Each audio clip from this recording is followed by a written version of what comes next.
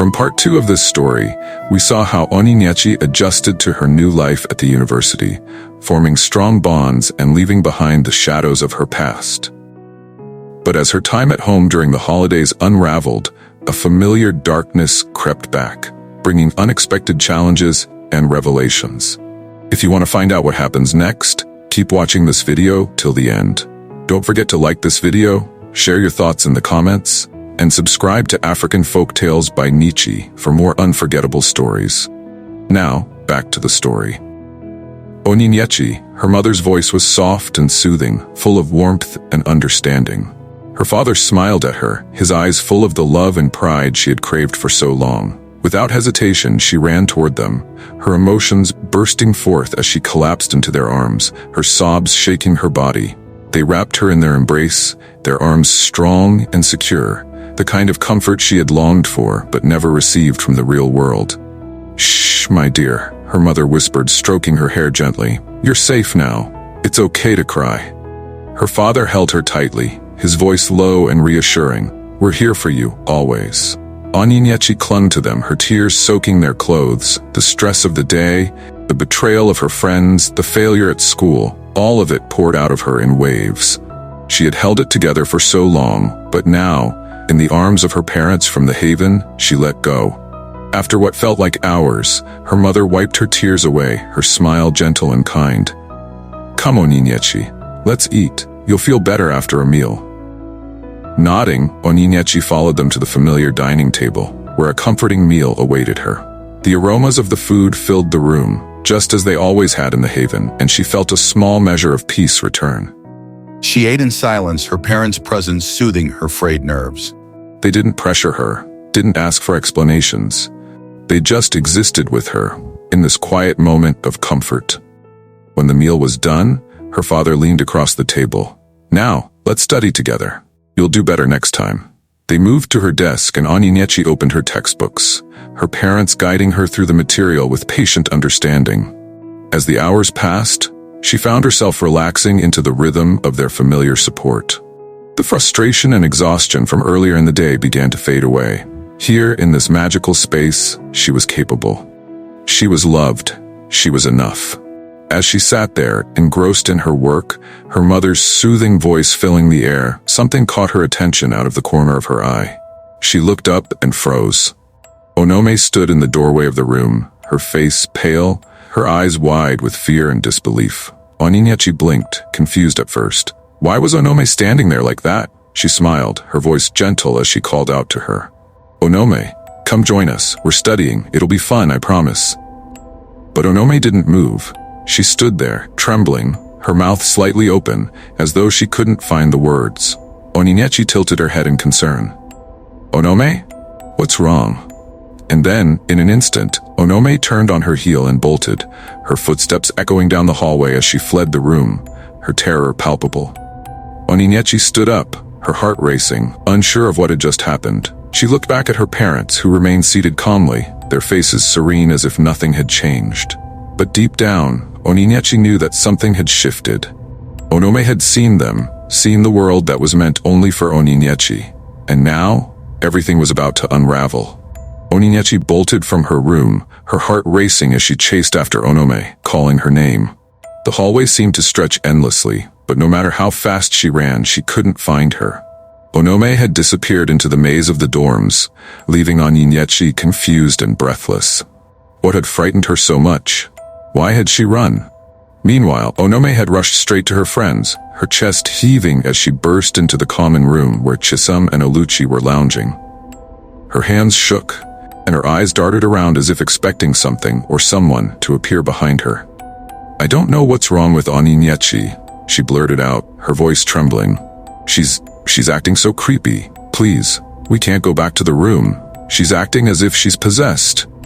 Chisum raised an eyebrow, exchanging a skeptical glance with Oluchi. "Possessed?" she asked, her tone dripping with disbelief. "Come on, Onome. Onyinyechi's probably just stressed. You know how she gets with exams coming up." "No, you don't understand," Onome insisted, her voice rising in panic. "I went to the room and she was..." Onome's face paled as she recounted the scene. "She's not okay. I swear something's wrong." Oluchi and Chisum exchanged another doubtful look. Onome, you're exaggerating, Onyinyechi said, shaking her head. You've just been under pressure too. We all have. Maybe you imagined it. But I didn't, Onome cried, her voice cracking. Chisum sighed, clearly unconvinced. Look, we'll talk to Onyinyechi in the morning. I'm sure there's a reasonable explanation. You're probably overthinking this. Onome clenched her fists, feeling a mixture of fear and frustration. They weren't taking her seriously. They couldn't see how wrong everything had felt, how eerie the whole encounter had been. I'm not going back to the hostel tonight, she said firmly, her voice resolute. You two can go back if you want, but I'm staying with my other friends. I don't feel safe there. Despite Onome's warnings, Chisum and Onyinyechi dismissed her fears. That night, while Onome stayed with other friends in the city, Chisum and Onyinyechi returned to the dorms, brushing off her concerns as stress-fueled paranoia. They slipped into bed, their minds occupied with thoughts of the upcoming exams, not giving Onome's frantic claims a second thought. Later that night, as the dormitory fell into silence, Onyinyechi stirred. The pressure of the day still weighed on her, but she knew she couldn't let herself fall behind. The exams were looming, and she needed to be ready. With a groggy sigh, she sat up in bed, rubbing her eyes before heading to her desk to begin studying. And there they were, her parents, sitting patiently at her reading table, just as they always did in the Haven, ready to help her. They smiled at her, their faces filled with warmth and pride. Come, Onyinyechi, her father said, gesturing toward the open textbook on her desk. You have much to study. Let's begin. Without hesitation, she sat down, the familiar sense of comfort washing over her. Her parents guided her through the material, offering soft encouragement as they had done so many times before. For hours, she worked diligently under their watchful eyes, feeling more focused, more capable, with them by her side. By 4 a.m., her mind and body began to tire. She stood up from her desk, stretching, ready to take a quick break and use the bathroom. But as she turned toward the door, she froze. Onyinyechi was awake, her eyes wide, staring at her from her bed. Onyinyechi, she whispered, her voice shaky. Who were you talking to? Onyinyechi frowned in confusion, glancing back at her parents, who were still sitting calmly at the desk. My parents, she said simply, pointing toward them. They've been helping me study. Onyinyechi's face paled, her mouth hanging open. She looked toward the desk, her eyes scanning the space where Onyinyechi had gestured, but all she saw was an empty room. Her voice trembled as she spoke again. Onyinyechi, there's no one there. Onyinyechi blinked, puzzled. What do you mean? They're right there? Can't you see them? She gestured toward her parents again, but Onyinyechi shook her head slowly, her face twisting in fear.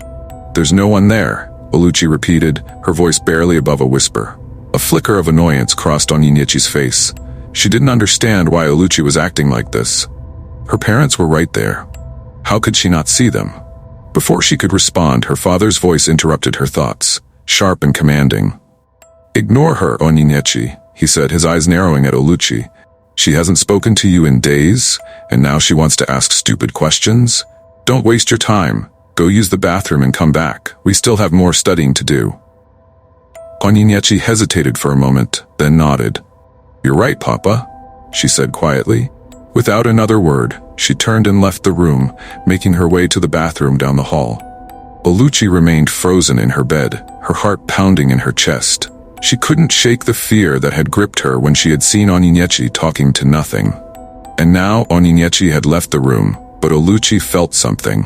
A presence lingering in the air, oppressive and dark. She lay still, terrified to move, her eyes squeezed shut in an attempt to ignore the growing dread. But then, she felt it, a weight over her, as if someone or something was standing above her bed, watching her. The air around her grew cold, and her body tensed, paralyzed with fear. Slowly, her eyes fluttered open, and in the dim light of the room, she saw him. Onyinyechi's father, or whatever it was that Onyinyechi believed was her father, standing over her, his eyes filled with pure, seething hatred. His presence was suffocating, his form towering, dark and menacing. He said nothing, but the malice in his gaze was unmistakable. Onyinyechi could feel his anger, his cold contempt washing over her like a wave of suffocating dread. She wanted to scream, to run, but her body refused to move, frozen in place by the sheer terror of the moment. She squeezed her eyes shut again, her breath shallow and frantic, praying that whatever it was would disappear. Moments later, Onyinyechi returned to the room, the door creaking softly as she entered. She made her way back to the desk, oblivious to the tension that hung in the air. Her father, once again seated at the table, greeted her with a smile, as though nothing had happened. "Let's continue," he said, his voice calm and encouraging. "You still have much to learn." Onyinyechi nodded and sat down, resuming her studies, unaware that Onyinyechi, trembling under her blanket, had witnessed far more than either of them could comprehend. As the first light of dawn crept through the window, casting a pale glow over the dorm room, Onyinyechi lay wide awake, her heart still racing from the events of the night. She had barely slept after what she had seen, looming over her, watching her with that hateful, suffocating gaze. She had to leave. She couldn't stay another moment in that room, not with Onyinyechi. Quietly, she slipped out of bed, careful not to wake Onyinyechi, who was still at her desk, head resting on her folded arms after studying all night. The room felt oppressive, thick with something she couldn't explain. Every step toward the door felt like a weight lifting off her chest, but the dread didn't disappear until she was out of the room. Once in the hallway, she bolted. She ran, down the corridor, out of the building, and through the campus gates, her breath coming in short, panicked gasps. The early morning air was cool against her skin, but her body was slick with sweat. She didn't stop running until she was well beyond the dormitory grounds. Fumbling with her phone, she called Onome, her hands shaking as she frantically dialed. Onome picked up almost immediately. "Onome?" Onyinyechi gasped, barely able to catch her breath. "You were right. You were right. Something is wrong with Onyinyechi. Something happened last night. I don't even know how to explain it, but I can't go back there. I can't." "Onyinyechi, calm down," Onome said, her voice alarmed but trying to stay steady. "What happened? Where are you?" "I'm coming to you," Onyinyechi said, already moving in the direction of the city. "I'll explain everything. Just don't go back to the dorm. I'm serious, something is really wrong with Onyinyechi." Okay, just get here," Onome replied, her voice now tinged with worry. Onyinyechi ran as fast as her legs would carry her, her heart pounding in her chest. By the time she reached the city, she was disheveled and out of breath, her clothes damp with sweat, her eyes wide with fear. She found Onome at her friend's place, pacing nervously as she waited. "Onyinyechi, what happened?" Onome asked the moment she saw her, rushing to her side.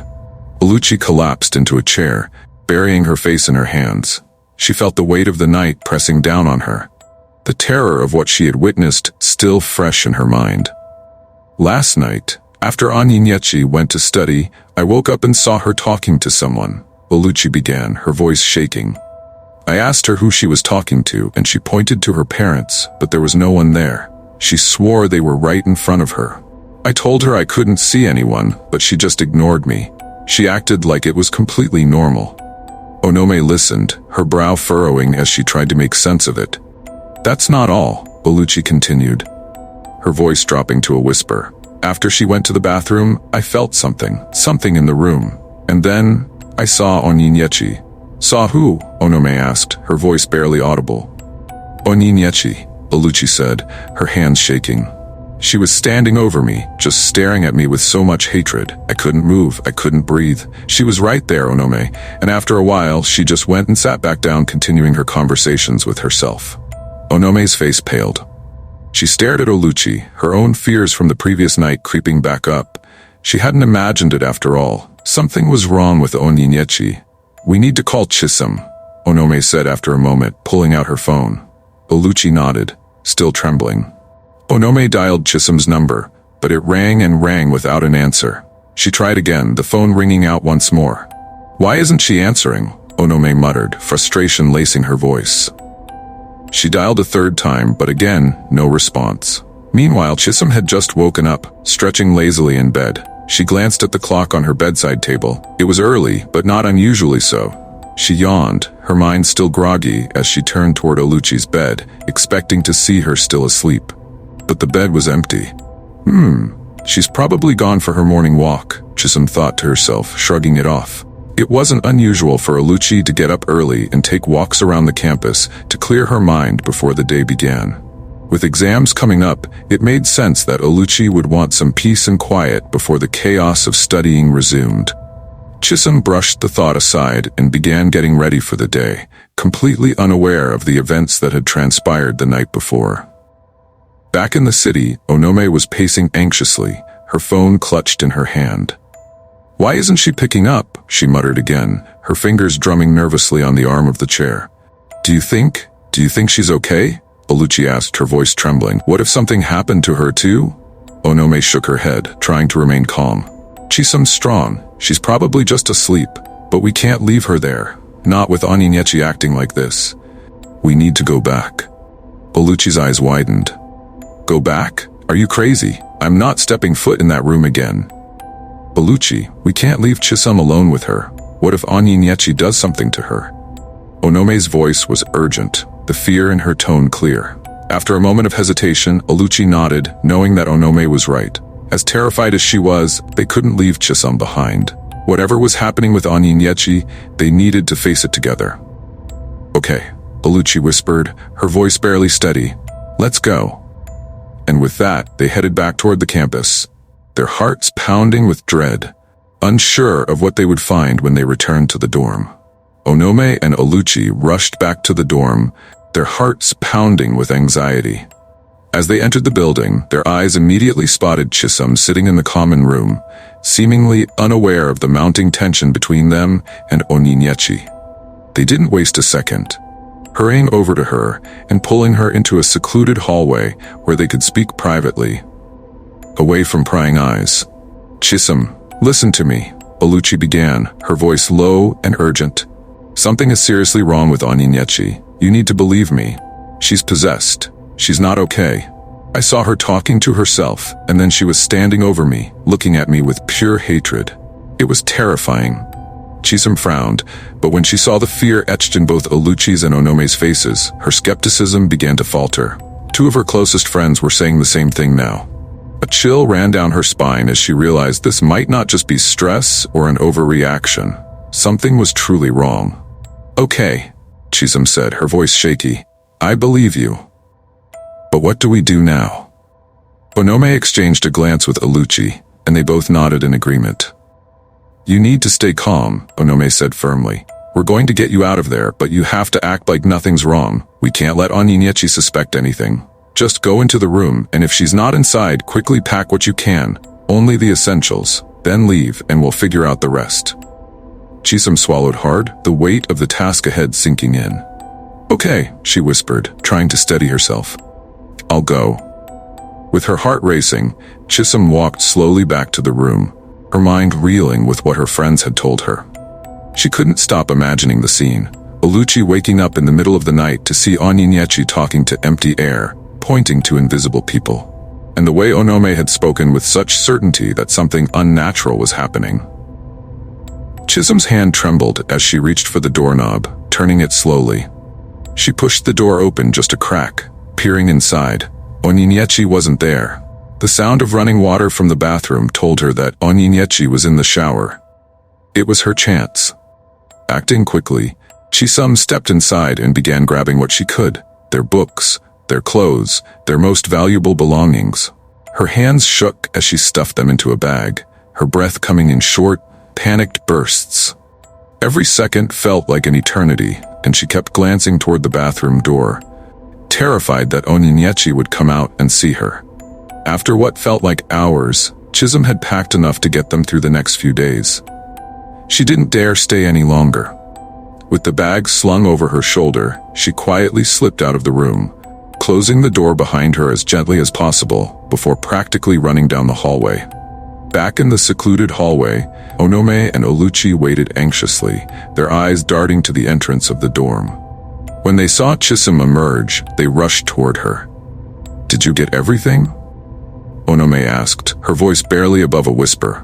Chisholm nodded, her face pale.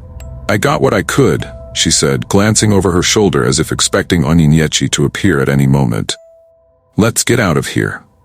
The three of them quickly left the building, their hearts still pounding from the intensity of the situation. They had successfully retrieved their belongings, but the reality of what had just happened left them shaken. They hadn't just abandoned the room. They had abandoned Onyinyechi, and the weight of that decision sat heavy on all of them.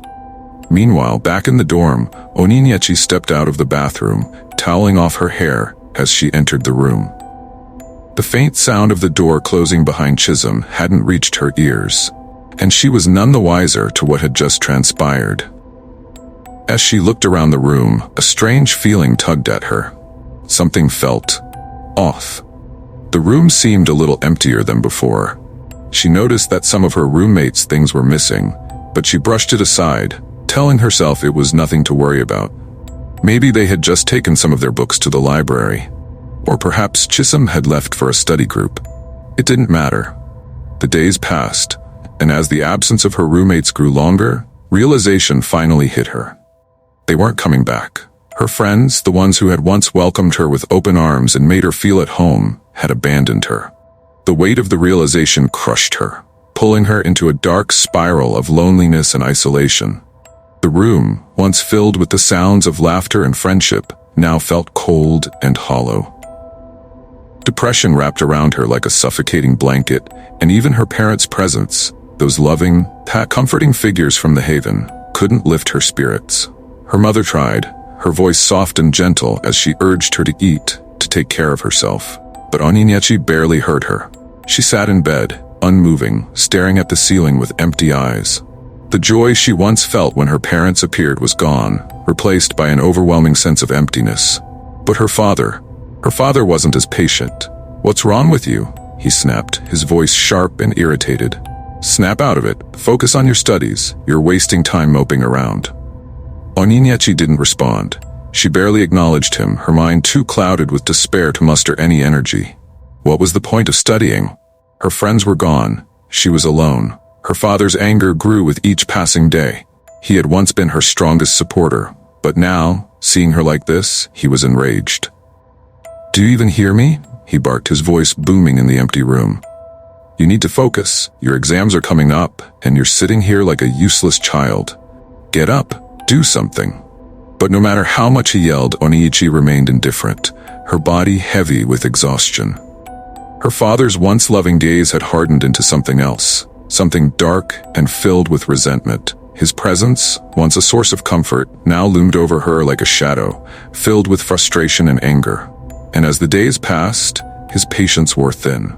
He no longer spoke to her with warmth or understanding. Instead, his words were laced with venom, each sentence a sharp blow to her already fragile heart. The father from the haven, who had once been her protector, was turning against her, and Onyinyechi, lost in her own sorrow, didn't know how to stop the unraveling. As if Onyinyechi's deep depression wasn't enough, her phone rang suddenly, startling her. The voice on the other end was frantic, full of fear and urgency. It was her younger brother. Sister, Papa is beating Mom again. Please come and help." Onyinyechi's heart raced as she listened to her brother's desperate cries. She barely had time to process what he was saying before her father from the haven, the one who had once been her protector, erupted in a fit of rage. "That man is a bastard. I'll kill him today," he bellowed, his voice thundering through the room. Onyinyechi's chest tightened as she turned to face him, panic and fury swirling inside her. "You'll do no such thing," she yelled back, her voice trembling. "You're not even real. What will happen if you kill him? What will I do?" But her father from the haven was too far gone, his face twisted with anger, his body radiating hatred.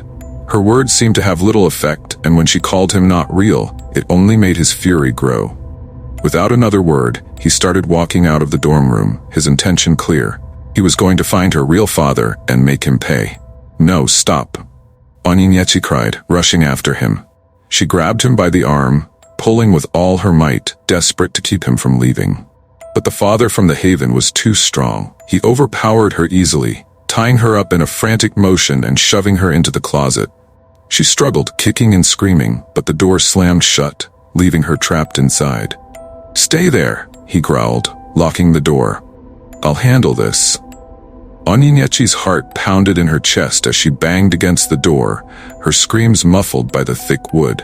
She could hear him leave, the sound of his footsteps fading as he hurried down the hallway and out of the dorm. In a frantic urgency, he hailed a bus, headed straight for Onyinyechi's family home in the city. Back at Onyinyechi's family home, the day had started like any other, a tense calm settling over the house. But it didn't last long. Onyinyechi's real father stomped into the house, his anger palpable, his face twisted with the same rage that had haunted them for years. Onyinyechi's mother, alarmed by the look in his eyes, rushed their son into his room, telling him to call for help. Before she could ask what had triggered his rage this time, her husband lunged at her, fists flying with a brutal ferocity. Each blow landed harder than the last, his anger unchecked, leaving her bruised and gasping for air. Their son, trembling in fear, locked himself in his room, hands shaking as he dialed Onyinyechi's number. "Please, come quick. Papa is hurting Mom again," he whispered, his voice quivering with desperation. But as the minutes dragged on and Onyinyechi hadn't arrived, his panic deepened. His heart pounded in his chest, the cries of his mother echoing through the walls. With trembling fingers, he scrolled through his mother's contacts and dialed the police officer's number she had saved in her phone, tears streaming down his face as he frantically explained the situation.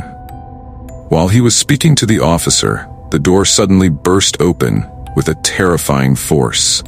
The father from the Haven stormed in, his face a mask of fury, and without a second thought, he lifted Onyinyechi's real father off her mother and flung him across the room with unnatural strength.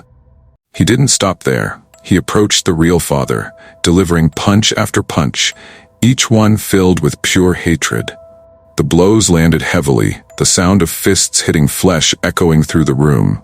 The real father's body grew weaker with each hit, his face a bloodied mess. He lay helpless on the ground, gasping for breath, barely conscious.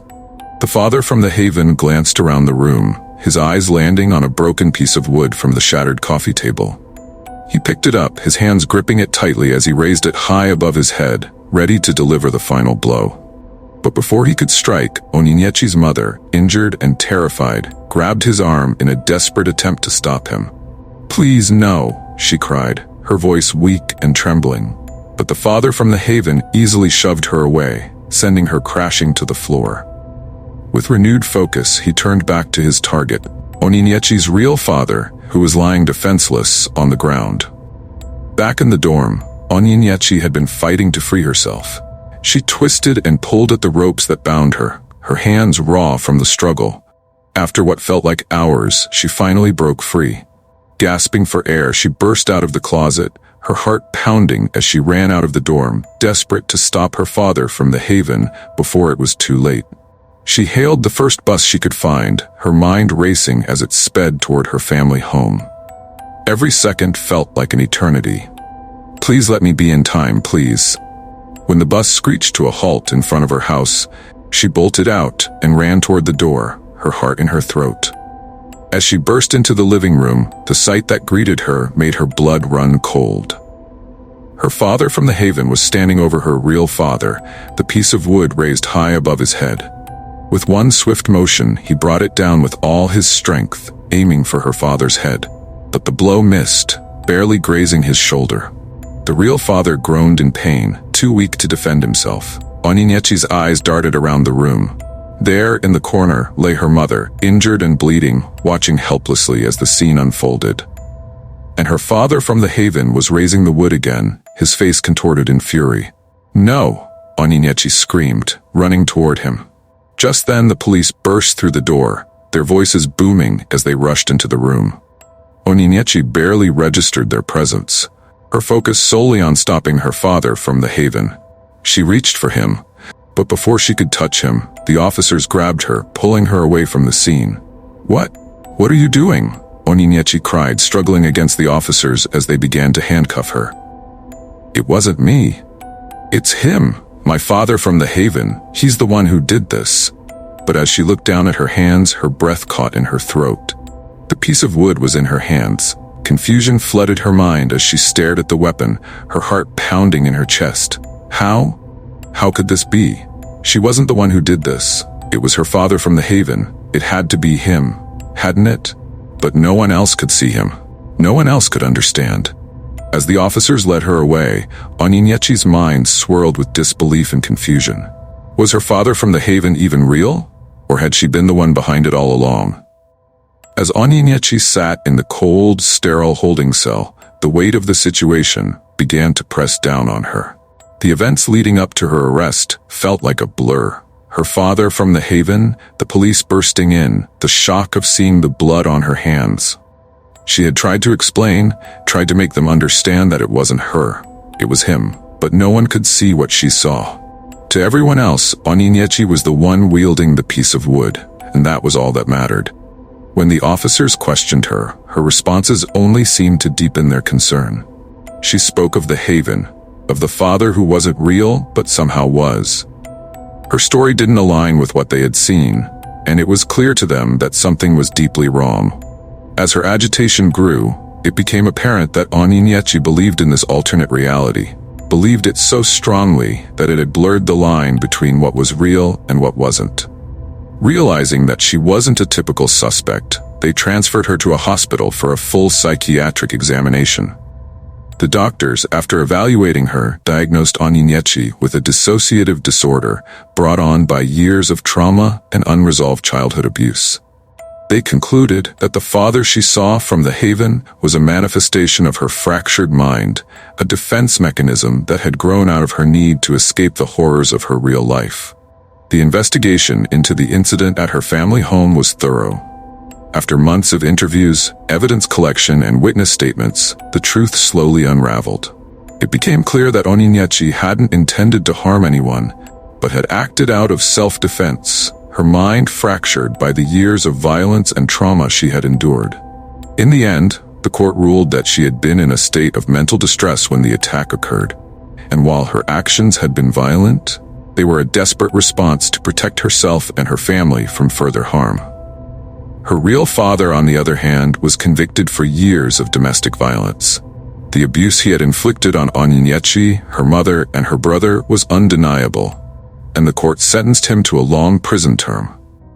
The conviction brought a sense of closure to the family, though the scars, both physical and emotional, would take much longer to heal. Months passed, and with consistent therapy, medication, and support from the hospital's psychiatric team, Onyinyechi began to heal. The fog of her dissociative episodes gradually lifted, and she learned to separate the world of the Haven from the reality she now faced. It wasn't easy, but with time, she grew stronger. One day, as she sat in a counseling session, she received news that lifted a weight from her heart.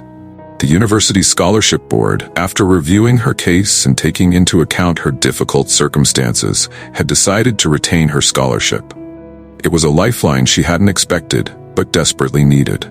The only caveat was that she had missed an entire year of studies and would need to work twice as hard to catch up. The challenge was daunting, but for the first time in a long while, Onyinyechi felt like she could face it. Returning to campus was bittersweet. The familiar grounds, once a place of refuge, now held memories of both joy and sorrow. But this time, Onyinyechi wasn't running away. She was ready to face her future, determined to succeed despite the obstacles in her path. With her scholarship intact, she knew she had to focus, to work harder than ever to maintain her academic standing. The road ahead would be long, but Onyinyechi had already survived more than she ever thought possible. The resilience that had carried her through years of trauma and confusion would now be her greatest strength. And as she sat down to study for the first time in what felt like forever, she was no longer haunted by the figures from the Haven. They were gone now, replaced by a quiet, calm determination to take control of her life once more. Onyinyechi's story teaches us important lessons about domestic violence and the effects it can have on a family. First, it shows us that violence at home leaves deep scars, not just on the individuals being harmed, but on the entire family unit. It's crucial to break the cycle of violence by seeking help, whether through authorities, support groups, or loved ones, to protect yourself and others. Second, the story reminds us that children are deeply affected by their environment. Onyinyechi's experience shows how growing up in a home filled with fear and anger can lead to lasting emotional and psychological damage. Parents must realize that children deserve to grow up in a home filled with love and safety, not in an environment where they feel threatened or ignored. Lastly, Onyinyechi's story is a reminder that healing is possible. Even after enduring years of pain and confusion, Onyinyechi found the strength to overcome her trauma and move forward. It teaches us that, with the right support and care, it's never too late to heal and rebuild a life filled with hope and opportunity. Thank you for watching this story on African Folktales by Nychi. We hope you enjoyed Onyinyechi's journey and the lessons it carried. What did you think about the story? Share your thoughts in the comments. We'd love to hear from you. If you have any ideas for future stories or African folktales you'd like to see, let us know. And please don't forget to like this video and share it with your friends and family. It really helps the channel grow and allows us to bring you more captivating stories like this one. Lastly, if you haven't already, make sure to subscribe to African Folktales by Nychi and hit the notification bell so you never miss an update. Thank you again for watching, and we can't wait to share more stories with you soon.